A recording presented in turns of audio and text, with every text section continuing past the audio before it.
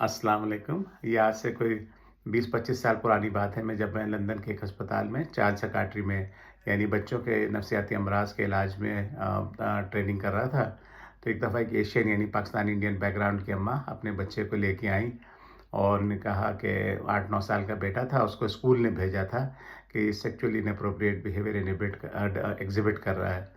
तो उस आज से बहुत साल पुरानी बात है, बच्चों को इतनी अवेयरनेस नहीं थी। तो यही समझा जाता कि अगर बच्चा इतना छोटा बच्चा इस तरह का बिहेवियर ज़ाहिर कर रहा है तो ये कहीं न कहीं इसे सीख रहा है, कहीं देख रहा है। तो मैंने उनसे पूछा कि ये क्या सिचुएशन है? तो उन्होंने कहा कि जी डॉक्टर साहब, तो मैंने सारा मसला हल कर लिया है। तो मैंने हैरान होकर पूछा, वो कैसे हल कर लिया आपने? तो उन्होंने कहा नहीं, बस ये बाहर गली के बच्चों के साथ खेलता था, वो बड़े ख़राब लड़के, उनसे गलत चीज़ें सीख रहा था, तो अब मैंने इसका बाहर जाना बंद कर दिया, पूरी शाम घर में ही होता है, तो सब मसला हल हो गया है। तो मैंने कहा ये घर में क्या करता है सारा दिन? तो उन्होंने कहा कि वो शाम में बस वो अपना कंप्यूटर पे बैठ जाता है, ये मैंने कंप्यूटर इसको एक ले दिया है। तो मैंने कहा कंप्यूटर कहाँ है? तो उन्होंने कहा उसके कमरे में है। इनका उस कंप्यूटर इंटरनेट से कनेक्टेड? उन्होंने कहा, बड़े फ़ख्र से बताया कि हाँ बिल्कुल कनेक्टेड है और बहुत अच्छा वाला वो इंटरनेट है।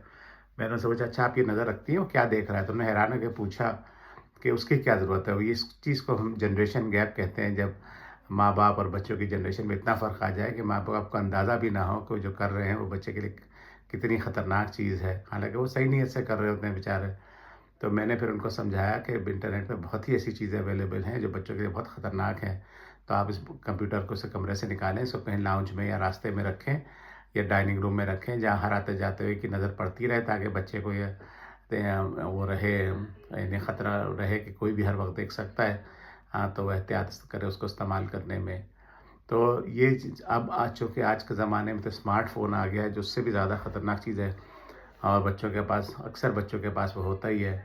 तो बहुत ज़्यादा एहतियात करने की ज़रूरत है कि बच्चे जो हैं उनका स्मार्टफ़ोन के यूज़ को रेगुलेट किया जाए। उसके लिए हम 2-3 चीज़ें बताते हैं जो करें। एक तो ये है कि बच्चे को स्मार्टफ़ोन या इस तरह की कोई भी डिवाइस अकेले अपने कमरे में, बेडरूम में उसको ऑपरेट ना करने दें, सबसे ज़्यादा ख़तरा उसका होता है। दूसरा, इसका पासवर्ड खुद सेट करें। ये नहीं कि मैं कह रहा कि आप रोज़ चेक करें बच्चे ने क्या-क्या एक्सेस किया, लेकिन बच्चे को पता होना चाहिए कि अम्मा-अब्बा एक्सेस कर सकते हैं और देख सकते हैं कि मैं क्या कर रहा हूँ।